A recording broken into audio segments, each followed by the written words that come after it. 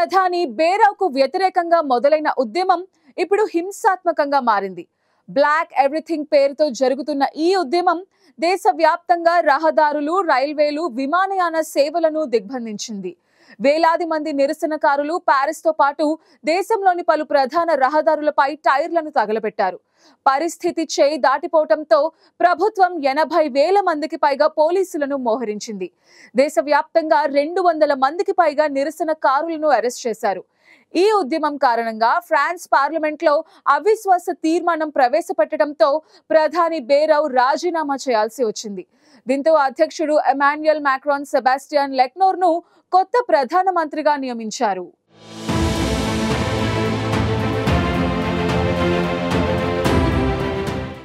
ప్రపంచవ్యాప్తంగా పలు దేశాలు ఆందోళనలతో అట్టుడుకుతున్నాయి. ఇప్పటికే నేపాల్లో జన్ జీ ఉద్యమం కారణంగా ఆ దేశ ప్రధాని కేపీ శర్మ ఓలీ రాజీనామా చేశారు. ఇప్పుడు ఫ్రాన్స్లోనూ అదే పరిస్థితి నెలకొంది.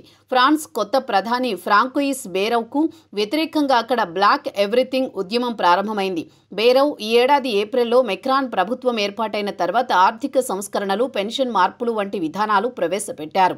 ఇవి ప్రజలలో అసంతృప్తిని పెంచాయి. దీంతో ప్రజలు ఉద్యమ బాట పట్టారు.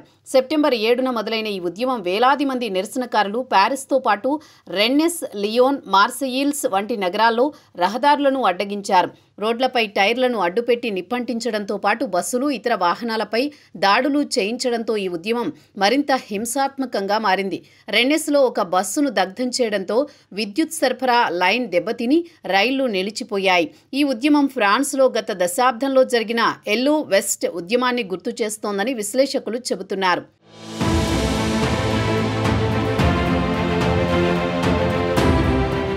పరిస్థితి చేయి దాటడంతో ఫ్రెంచ్ ప్రభుత్వం 80,000 మందికి పైగా పోలీసులను మోహరించింది. ప్యారిస్లోని ఎలిసే ట్రయాంగిల్, రెన్నెస్, లియోన్లో భద్రతా దళాలు బాష్పవాయు గోళాలు, జల ఫిరంగులు ప్రయోగించి నిరసనకారులను చెదరగొట్టారు.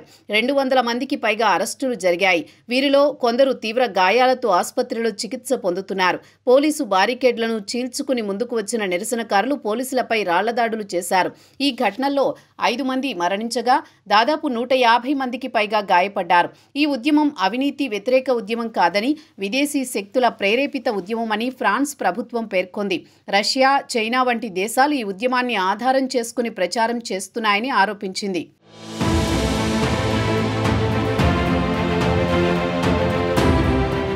అయితే నిరసనకారులు ఈ ఆరోపణలను ఖండించారు. ఆర్థిక సమస్యలపైనే పోరాటం చేస్తున్నామని, ఈ ఉద్యమం ద్వారా ఫ్రాన్స్ ప్రజల్లో ప్రభుత్వం పట్ల ఉన్న అసంతృప్తి బయటపడిందని నిరసనకారులు వెల్లడించారు. ఇక ఈ ఉద్యమం సోమవారం సెప్టెంబర్ 8న అవిశ్వాస తీర్మానం నెగ్గి ప్రధానమంత్రి ఫ్రాంకోయిస్ బేరౌ రాజీనామా చేయడానికి దారితీసింది. బేరౌ ప్రభుత్వం ఆర్థిక సంస్కరణలు, పెన్షన్ మార్పులు వంటి విధానాలు అమలు చేయడంలో విఫలమైందని, ఈ విధానాలు ప్రజల జీవన వ్యయాన్ని పెంచాయని నిరసనకారులు ఆరోపించారు. అవిశ్వాస తీర్మానం ఎక్కువ ఆధిక్యతతో నెగ్గడంతో బేరౌ రాజీనామా చేశారు.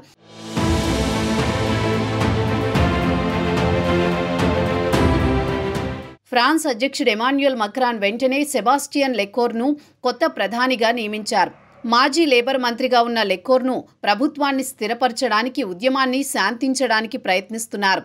ప్రధాని మార్పు ప్రభుత్వ స్థిరత్వం, ఆర్థిక వృద్ధి కోసం తీసుకున్న నిర్ణయమని మాక్రాన్ వెల్లడించారు. అయితే ఆందోళనలను అణచివేయడానికి ఫ్రాన్స్ ప్రభుత్వ సోషల్ మీడియా సైట్లపై నిషేధం విధించింది. దీంతో నిరసనకారులు ఎన్క్రిప్టెడ్ చాట్ యాప్లు, విపిఎన్ల ద్వారా ఉద్యమాన్ని కొనసాగించారు. వాట్సాప్, సిగ్నల్, టెలిగ్రామ్ వంటి యాప్లు ఈ ఉద్యమానికి కీలకంగా మారాయి. ఈ టెక్నాలజీ ద్వారా నిరసనకారులు రహదారులను బ్లాక్ చేసే ప్లాన్లను, సమావేశాలను, ప్రభుత్వంపై చేయాల్సిన విమర్శలను పంచుకున్నారు. ఈ ఉద్యమం ప్రభుత్వాన్ని రాజీనామా చేయించడంతో ఫ్రాన్స్ రాజకీయాలలో మార్పును తీసుకొచ్చింది. మొత్తంగా ఫ్రాన్స్లో బ్లాక్ ఎవ్రీథింగ్ ఉద్యమం కొత్త ప్రధానమంత్రి బేరౌ విధానాలపై ప్రజల అసంతృప్తిని రేకెత్తించి అవిశ్వాస తీర్మానం నెగ్గి రాజీనామాకు దారితీసింది. 80,000 పోలీసులు రంగంలోకి దిగి బాష్పవాయు గోళాలు, జల ఫిరంగులు ప్రయోగించినా ఉద్యమం చల్లారలేదు. దాదాపు 200 మందిని అరెస్ట్ చేసినా నిరసనకారులు వెనక్కి తగ్గలేదు. దీంతో ప్రధాని రాజీనామా చేయాల్సి వచ్చింది. అయితే కొత్తగా ఎన్నికైన ప్రధాని ఫ్రాన్స్ను ఎలా ముందుకు నడిపిస్తారు, ఎలాంటి సంస్కరణలు తీసుకొస్తారనేది వేచి చూడాలి.